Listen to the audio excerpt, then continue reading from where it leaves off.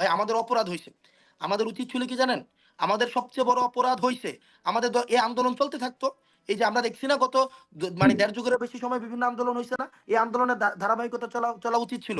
এবং যারা অসহযোগিতা করছে, যারা অসহযোগিতা বর্তমানে করছে তাদেরকে এই হিস্ট্রি মনে রাখবে। তারা হচ্ছে সবচেয়ে বড়, তারা হচ্ছে আমাদের সাথে বিট্রে করেছে। দিন শেষে তো পাবলিক জিজ্ঞেস করবে, বুঝলাম সব কথা, তুমি আমার দ্রব্যমূল্যের কি করবা? দিন শেষে পাবলিক আপনাকে জিজ্ঞেস করবে, ভোট তো চাইবা, কিন্তু ভোট পাবার পরে তুমি আমার শিক্ষা ব্যবস্থা কি করবা? দর্শক, আজকের এই ভিডিওটি দেখলে আপনারা রীতিমতো অবাক হয়ে যাবেন। আপনারা জানেন ইতিমধ্যে আওয়ামী লীগ সরকারের পতন হয়েছে। এখন ক্ষমতায় আছেন অন্তর্বর্তী সরকার ডক্টর মোহাম্মদ ইউনূস। অন্তর্বর্তী সরকারের মাননীয় উপদেষ্টা ডক্টর মোহাম্মদ ইউনূস থাকাকালীন দেশে কি কি ঘটনা ঘটে যাচ্ছে তা আপনাদের প্রমাণ সহকারে দেখাবো। দর্শক, কথা আর বাড়াবো না, ভিডিওতে চলে যাব। তার আগে আপনাদের কাছে ছোট্ট একটি অনুরোধ, আপনি যদি আমাদের চ্যানেলে নতুন দর্শক হয়ে থাকেন তাহলে অবশ্যই চ্যানেলটি সাবস্ক্রাইব করে পাশে থাকা বেল আইকনটি বাজিয়ে দিতে ভুলবেন না। যারা অলরেডি আমার চ্যানেলটি সাবস্ক্রাইব করেছেন তাদেরকে জানাই অসংখ্য ধন্যবাদ। চলুন ভিডিওটি শুরু করা যাক। ভাই আমাদের অপরাধ হইছে। আমাদের উচিত ছিল কি জানেন? আমাদের সবচেয়ে বড় অপরাধ হইছে আমাদের এই আন্দোলন চলতে থাকতো। এই যে আমরা দেখছি না গত মানে ১.৫ যুগেরও বেশি সময় বিভিন্ন আন্দোলন হইছে না? এই আন্দোলনের ধারাবাহিকতা চলা চলা উচিত ছিল। এবং যারা অসহযোগিতা করছে, যারা অসহযোগিতা বর্তমানে করছে তাদেরকে এই হিস্ট্রি মনে রাখবে। তারা হচ্ছে সবচেয়ে বড়, তারা হচ্ছে আমাদের সাথে বিট্রে করেছে। আমরা চুপ্পুকে সরাইতে চাইছি রাজনৈতিক অসহযোগিতা। ৭২ এর সংবিধান নিয়ে আমরা কথা বলেছি, সেখানে রাজনৈতিক অসহযোগিতা। আমরা সেখানে হচ্ছে প্রক্লেমেশন নিয়ে কথা বলেছি, অসহযোগিতা। আমরা রিফরমেশন নিয়ে কথা বলছি, সেখানে অসহযোগিতা। দেখেন, এই বলেন তো এই সরকারের সবচেয়ে বেশি, সবচেয়ে প্রথম সুবিধাভোগী কারা? এই অন্তর্বর্তীকালীন সরকারের প্রথম এবং প্রধান সুবিধাভোগী? সুবিধাভোগী তো সবাই ভাবে যে সমন্বয়করা। নো, সাধারণ মানুষের কথা যদি বলি, এটা এখন এটা ব্যর্থতা ন্যারেটিভ, এটা পারসেপশন। এই সরকারের প্রথম এবং প্রধান সুবিধাভোগী হচ্ছে আমরা। আমরা সেটা প্রথম তো অফিসিয়ালি ঠিক আছে, সে আমলাদেরকে সুবিধা কারা দিয়েছে? হাসনাত আব্দুল্লাহ, ওরা be be transparent, be transparent. সাধারণ মানুষের পারসেপশন থেকে আমি বলছি, আপনারা সরকার চালাচ্ছেন, বিএনপি আপনাদেরকে দায় দিচ্ছে, জামাতে ইসলামী বলছে আপনারা সরকার চালাচ্ছেন, আপনারা এটা করতে পারছেন না, ওটা করতে পারছেন না। What is the problem? What is the problem? প্রবলেমটা হলো যে আপনারা সঠিকভাবে এই যে কথাগুলি বললেন, এগুলি তো অফিসিয়াল বিষয়। আমি তো আর কোনো আমলাকে বের করে দিতে পারবো না, মেজর রাজা কিন্তু বের করে দিতে পারে। একটা সরকারের সেই সক্ষমতা আছে, সে সরকার কি সক্ষমতা নিয়ে কাজ করতে পারছে কিনা?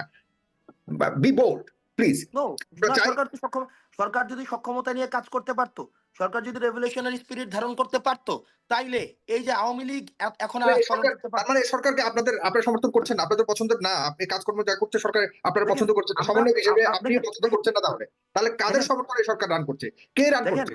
তারা দেখেন কিভাবে এই রান করছে? সরকারের, দেখেন এই সরকারের সদিচ্ছা, এই সরকারের আপনি প্রত্যেকটা ইনিশিয়েটিভে দেখেন আপনার রাজনৈতিক অসহযোগিতা ছিল।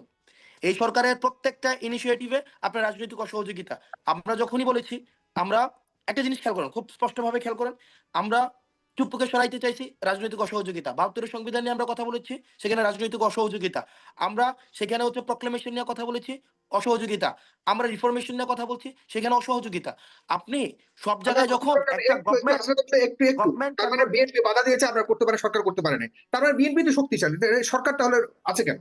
সরকার সরে যাক। আপনি দেখেন এখানের প্রত্যেকটা জায়গায় যখন রাজনৈতিক অসহযোগিতা তৈরি হচ্ছে, একটা আপনার এই যে সিভিল সোসাইটিতে এক ধরনের আওয়ামী সিম্পেথি ক্যাম্পেইন চালু হয়েছে, মিডিয়াতে আওয়ামী সিম্পেথি ক্যাম্পেইন চালু হয়েছে, এবং ইন্টেনশনালি ভাই আমাদের অপরাধ হয়েছে। আমাদের উচিত ছিল কি জানেন?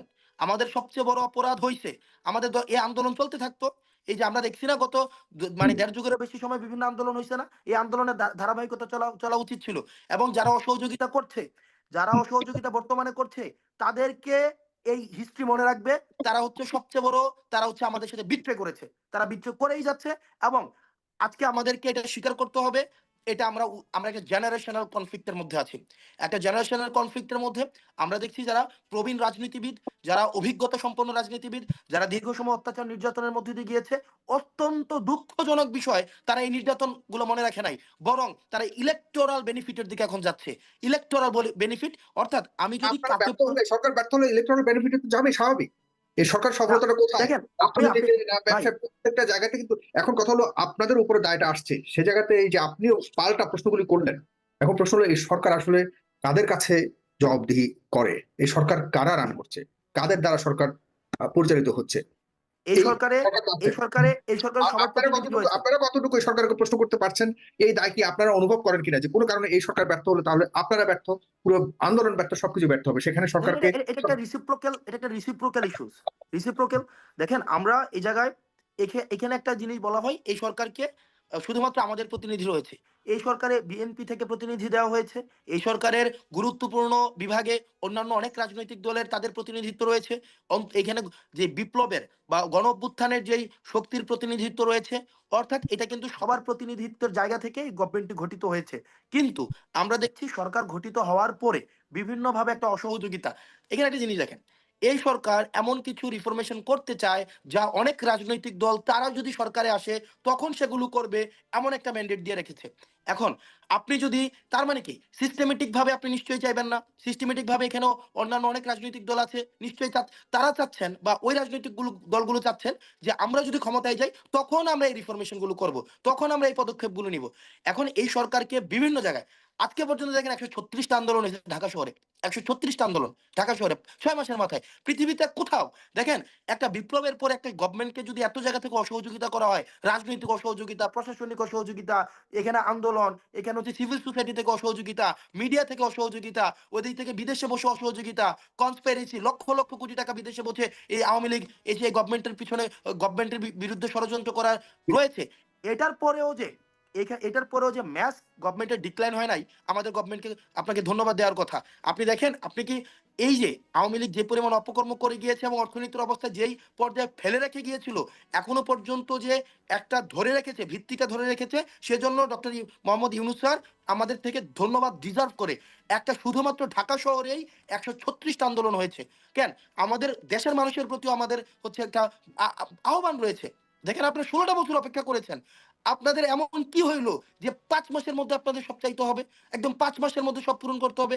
আপনাদের 5 মাসের মধ্যে বেতন সব লাগবে, 5 মাসের মধ্যে প্রমোশন লাগবে, 5 মাসের মধ্যে পোস্টিং লাগবে, 5 মাসের মধ্যে ন্যাশনাল ইউনিভার্সিটি পাবলিক হয়ে যাইতে হবে, সরকারি বেসরকারি চাকরি সরকারি হয়ে যেতে হবে, এমপিওভুক্ত চাকরি জাতীয়করণ হয়ে যেতে হবে। মানে 6 মাসের মধ্যে একটা মৌসুম হয়ে গেছে এবং সব দায়ভার আমাদের। আমরা মাঝে মাঝে অপরাধ বোধে ভুগি যে আসলে আমরা এই বিপ্লবটা যেহেতু করেছি এটা আমাদের অপরাধ হয়েছে, আমরা হাসিনার সাথে যেহেতু কোনো ধরনের সহযোগিতা করি না এটা আমাদের অপরাধ হয়েছে। আমরা আজকে দেখতাম হাসিনার সাথে সহযোগিতা করে, তার সাথে নেগোসিয়েশন করে, তাহলে দেখতাম আজকে যারা বড় বড় আস্ফালন করছে, যারা যারা বলছে যে আমাদের কোনো স্পেস নাই, যে তোমরা এখন পড়ার টেবিলে ফিরে যাও, আজকে আমরা দেখতাম যে তাদের অবস্থাটা কোন জায়গায় থাকে। আমরা তাদের জায়গায় স্পষ্টভাবে বলতে চাই, আমাদের বিনম্র শ্রদ্ধা রয়েছে সবার কৃতিত্বের প্রতি। আমরা বারবার বলতে চাই, এই তরুণ প্রজন্মের যে রাজনৈতিক যে আকাঙ্ক্ষা তৈরি হয়েছে সেটাকে আপনারা ওয়েলকাম করুন, সেটাকে আপনারা দায়িত্ব নিয়ে সেটাকে নার্চার করুন। এই তরুণ প্রজন্ম যদি কোনো ধরনের ভুল সিদ্ধান্ত নিয়ে থাকে, তাদেরকে ডেকে নিয়ে এসে আলোচনার মধ্য দিয়ে আপনাদের অভিজ্ঞতা তাদের সাথে শেয়ার করুন। তাদের সাথে অভিজ্ঞতা শেয়ার করে এভাবে যদি অপোনেন্ট বানান, তাহলে কালেকটিভ দেশের জন্য কোনোভাবে মঙ্গলজনক হবে না। এই সরকারকে যদি আপনি অপোনেন্ট ফিল করেন, যে সরকার যদি সাকসেস হয়ে যায় তাহলে আমার পলিটিক্স থাকে না, আমার ম্যান্ডেট থাকে না, আলটিমেটলি এটা গ্রেটার পার্সপেক্টিভ হবে না।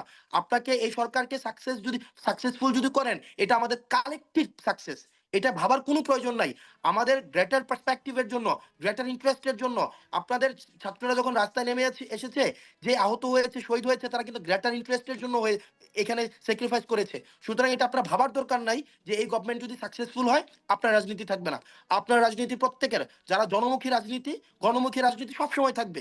আওয়ামী লীগ কত প্রচেষ্টা করেছে না বিএনপিকে ভাঙার জন্য, দীর্ঘ 16টা বছর কত চেষ্টা করেছে। বিএনপিকে কি ভাঙা গিয়েছে? বিএনপি কি মানুষের মন থেকে বিএনপিকে কি উৎখাত করা গিয়েছে? বিএনপি যেমন দল মানুষের কাছে আরো তার প্রচার ঘটেছে। সুতরাং যতক্ষণ পর্যন্ত জনমুখী থাকবে, ক্ষমতামুখী না হয়ে, ততক্ষণ পর্যন্ত একটা রাজনৈতিক দল প্রাসঙ্গিক থাকবে। সবার প্রতি আহ্বান থাকবে, আপনারা তো অপেক্ষা করেছেন 16 বছর, সুতরাং আর কিছুক্ষণ অপেক্ষা করুন। আমাদের বেসিক জায়গায় ডেমোক্রেটিক ট্রান্সফরমেশনের জন্য যে যে বিষয়গুলো লাগে, যেমন আমরা চাচ্ছি নির্বাচন হোক ভাই। ইউনোকে এবং এসপি নির্বাচনের আগের রাতে কি করে সেটা আমরা জানি না। আপনি নির্বাচন কমিশনে যতই সংস্কার করেন, আমি তো জানি, আমাকে বলা হইতেছে, আমি এলাকায় যাই, আমাকে বলা হইতেছে যে নির্বাচনের আগের রাতে নাকি 10 কোটি টাকা খরচ করতে হয়। অর্থাৎ একটা ওসিকে দিতে হবে 2 কোটি, এসপি কে দিতে হবে 2 কোটি, ইউনিকে দিতে হবে 2 কোটি, পুলিং এজেন্টকে টাকা দিতে হবে। ভাই একটা কাস্টমের মধ্যে দিয়ে আমরা যাইতেছি। সুতরাং এটাকে যদি আপনি সংশোধন না করতে পারেন, শুধু নির্বাচন কমিশনার ভালো ভালো দেখে নিয়োগ দিলাম, ওসি আগের জায়গায় রাখলাম, ইউনুকে আগের জায়গায় রাখলাম, আমার ডিস্ট্রিবিউশন অফ রেসপন্সিবিলিটিকে আমি ডিস্টিংক্ট করলাম না, তাইলে এই সংস্কার লইয়া আমরা কি করিব?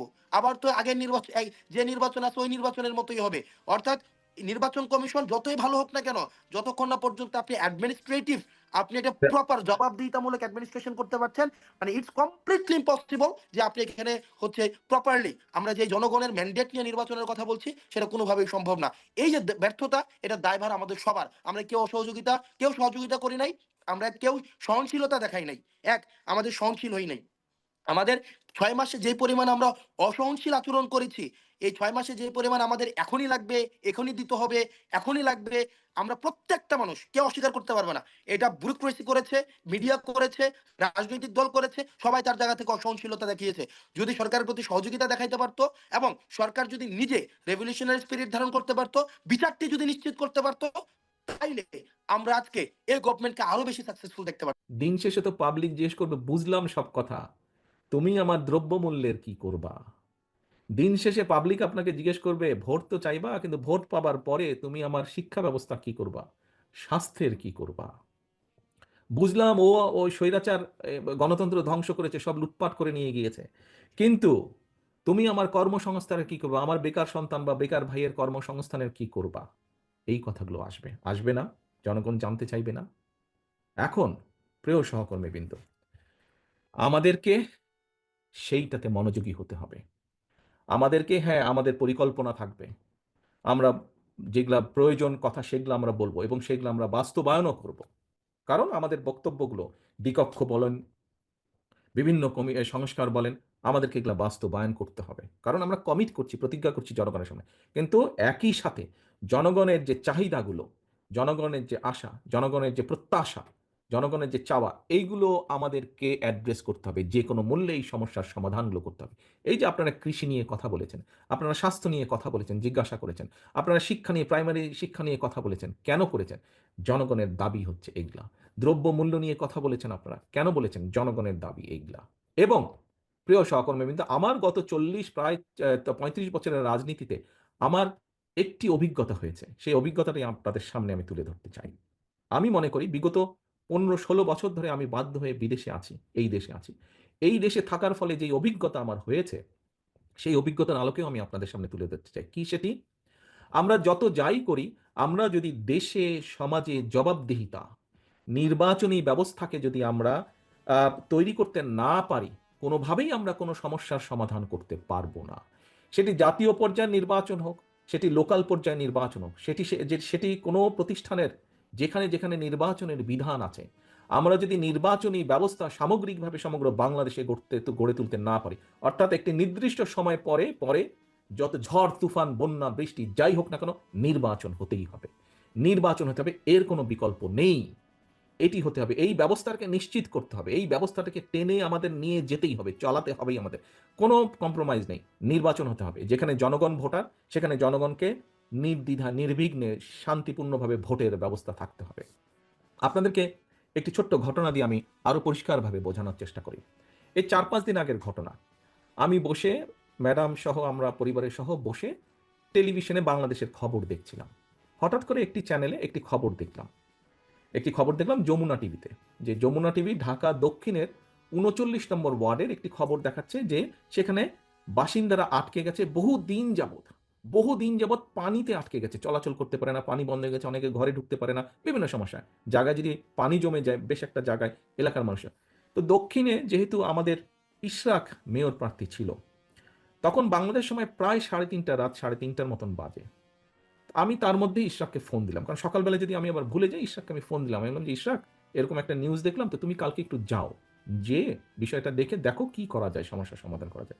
ইশরাক পরের দিন গিয়েছে। এখন সহকর্মীবৃন্দ, এই ঘটনাটি বলার একটি লক্ষ্য বা উদ্দেশ্য আছে। দেখুন, এই মুহূর্তে আমরা জানি যে ঢাকা শহরে বা যেখানেই হোক, যদি প্রকৃত জনপ্রতিনিধি থাকতো, প্রকৃত ওয়ার্ড কমিশনার থাকতো, প্রকৃত মেয়র থাকতো, যারা আসলেই জনগণের ভোটে নির্বাচিত, তাহলে আমাকে কিন্তু ফোন করার দরকার হতো না। আমি কিন্তু একজন মানুষ হিসেবে আমার পক্ষে আমার আপনাদের কারো পক্ষে কিন্তু সব ফোন করে সমস্যার সমাধান করা সম্ভব না। এটিকে আমাদের একটি সিস্টেমে আনতে হবে। এই সমস্যা, জনগণের এই সমস্যার সমাধানকে একটি সিস্টেমের মধ্যে আনতে হবে। আজকে যদি প্রকৃত ওখানে একজন ওয়ার্ড কমিশনার থাকতো, যে কিনা সত্যিকারভাবে জনগণের ভোটে নির্বাচিত হতো, তাহলে কিন্তু আমার ফোন করার প্রয়োজন হতো না, তাহলে ওই সংবাদ মাধ্যমের ওইটা সমস্যা দেখানোর প্রয়োজন হতো না হয়তো, তাহলে ইশরাককে রাত্রে জাগানোর দরকার হতো না, ইশরাককে যাওয়ার দরকার ওই ওয়ার্ড কমিশনার নিজের গরজেই সমস্যার সমাধান করত। সেটি ওয়াসার হোক, সেটি সিটি কর্পোরেশনের সমস্যার সে দৌড়াদৌড়ি করে নিজেই সেই সমস্যার সমাধান করত। প্রিয় সহকর্মীবৃন্দ, আমরা যতই সংস্কারের কথা বলি, আমরা যাই বলি না কেন, সমস্যার সমাধান করতে হবে তাদেরকে দিয়ে যাদের জবাবদিহিতা থাকবে জনগণের কাছে। এবং এই জবাবদিহিতা যদি আমরা গড়ে তুলতে পারি, একদিনে হবে না, বাস্তবতা বুঝতে হবে, বাট পর্যায়ক্রমিকভাবে 2 বছর, 5 বছর, 10 বছর, 15 বছর, 20 বছর, 30 বছর, 50 বছরে ধীরে ধীরে আমরা আমাদের জনগণের বা দেশের অনেক সমস্যার সমাধান আলোচনা করে সমাধান করতে পারবো। এবং তখন একটি প্রসেসই তৈরি হবে যেখানে সমস্যা হবে, অটোমেটিক সিস্টেমের কারণে, প্রসেসের কারণে সেই সমস্যার সমাধান হবে।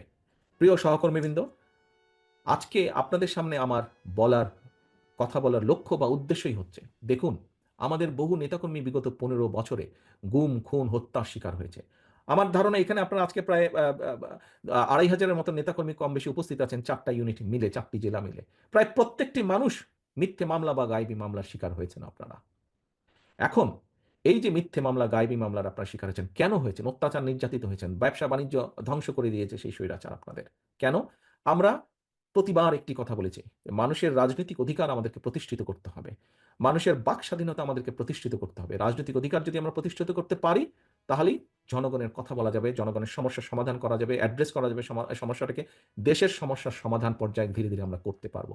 সমস্যা শেষ হয়ে যাবে, দুনিয়া যতদিন থাকবে, দেশ থাকবে, টুকটাক সমস্যা থাকবে, কিন্তু সমস্যা তৈরি হলে সেটিকে আমরা সমাধান, কিন্তু সমাধানের দায়িত্ব থাকতে হবে প্রকৃত দায়িত্বশীল ব্যক্তির হাতে। এবং সেই দায়িত্বশীল ব্যক্তি তৈরি করা সম্ভব, সেই দায়িত্বশীল ব্যক্তিকে দায়িত্ব দেওয়া সম্ভব, সেই দায়িত্বশীল ব্যক্তির কাছে প্রত্যাশা করা সম্ভব, সেই ব্যক্তিকে যদি জনগণের ইচ্ছা এবং পছন্দ অনুযায়ী বাছাই করে নিতে পারে, সেই ব্যক্তি যদি জনগণের কাছে বাধ্য থাকে জবাবদিহি করতে, সেই ব্যক্তিগুলোকে যদি আমরা তৈরি করে আনতে পারি, দাঁড় করাতে পারি, তাহলেই একমাত্র আমাদের পক্ষে সম্ভব সমস্যাগুলো ধীরে ধীরে কমানো। প্রিয় সহকর্মীবৃন্দ, আমরা একটি নির্বাচন প্রত্যাশা করছি, যেই নির্বাচনে জনগণ সিদ্ধান্ত নেবে কে জনগণের দেখভাল করবে। আসুন, আজকে আপনারা 31 দফা নিয়ে এখানে আলোচনা করেছেন, আমরা 31 দফা কেন? 31 দফা জনগণের জন্য, 31 দফা দেশের জন্য। আমি গতকাল বলেছিলাম আমার বক্তব্যে, এই একই অনুষ্ঠান ছিল খুলনা বিভাগেরই আরো 3টি জেলা। গতকাল আমি বলেছিলাম, আপনারা আজকে যারা এখানে উপস্থিত হয়েছেন, আপনারা কিন্তু প্রত্যেকে বিএনপির নেতা হিসেবে উপস্থিত হয়েছেন। সেটি বিএনপি হোক, যুবদল, ছাত্রদল, স্বেচ্ছাসেবক, যেটাই হন না কেন, অর্থাৎ বাংলাদেশ জাতীয়তাবাদী দল মূল এবং বাংলাদেশ জাতীয়তাবাদী দলের যেগুলো অঙ্গ বা সহযোগী সংগঠন হচ্ছে, তাদের থানা পর্যায়ে হোক, উপজেলা পর্যায়ে, পৌর পর্যায়ে, জেলা পর্যায়ে নেতৃবৃন্দ আপনারা আজকে উপস্থিত হয়েছেন। অর্থাৎ প্রত্যেকে, all of you are a leader. নেতা হিসাবে আপনার দায়িত্ব আছে। যেমন ঠিক একইভাবে বিএনপি বাংলাদেশের সবচেয়ে বড় রাজনৈতিক দল। আমাদের সাথে অন্যান্য যে সকল রাজনৈতিক দল আছেন যারা আন্দোলন করেছেন, তারাও বলেন যে বড় দল হিসেবে বিএনপিকে দায়িত্ব পালন করতে হবে, আপনাকে নেতৃত্ব দিতে হবে, আপনাদেরকে নেতৃত্ব দিতে হবে। কিসের? এই 31 দফা বাস্তবায়নের। কিসের? জনগণের যে মৌলিক সমস্যা, দেশের যে মৌলিক সমস্যা, যে রাষ্ট্র মেরামত, সেই মেরামতের কারিগর আপনাদেরকে হতে হবে। মেরামতের মিস্ত্রি, টেকনিশিয়ান, যেটাই বলেন না কেন, আপনাদেরকে সেটি হতে হবে এবং সেটির নেতৃত্ব আপনাদেরকে দিতে হবে। কাজেই সহকর্মীবৃন্দ, আমরা সকালে এখানে এসেছি, এখন সন্ধ্যা, মাগরিব পার হয়ে গিয়েছে, 7 ঘন্টা 8 ঘন্টা যাবত আপনারা এখানে বসে আছেন।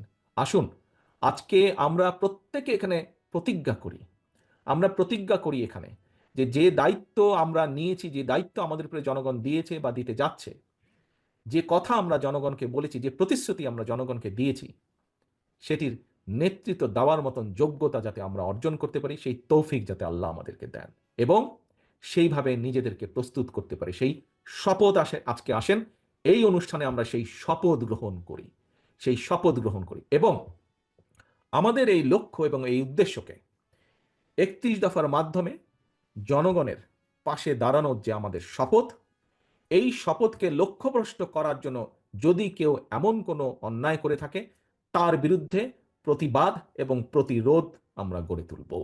এই হোক আমাদের প্রতিজ্ঞা, এই হোক আমাদের শপথ। আসুন, আমাদের প্রত্যেকের শপথ হোক শহীদ জিয়ার সেই বাংলাদেশ গড়ে তোলা। আমাদের প্রত্যেকের প্রতিজ্ঞা হোক দেশনেত্রী খালেদা জিয়ার সেই প্রত্যাশিত বাংলাদেশ, যে বাংলাদেশের আশা আকাঙ্ক্ষা বাংলাদেশের 20 কোটি জনগণ দেখে। সেই বাংলাদেশকে আসুন আমরা গড়ে তোলার জন্য তৈরি হই, রেডি হই। সেই বাংলাদেশকে গড়ে তোলার জন্য আমরা নিজেদেরকে প্রস্তুত করি। সকলে ইনশাল্লাহ ভালো থাকবেন, সকলে ইনশাল্লাহ সুস্থ থাকবেন। আল্লাহ হাফেজ। বাংলাদেশ জিন্দাবাদ, বাংলাদেশ জাতীয়তাবাদ। দর্শক, সম্পূর্ণ ভিডিওটি দেখলেন, আশা করি বিষয়টি বুঝতে পেরেছেন। এই নিয়ে আপনার গুরুত্বপূর্ণ মন্তব্যটি অবশ্যই কমেন্ট বক্সে জানিয়ে দিবেন। ধন্যবাদ।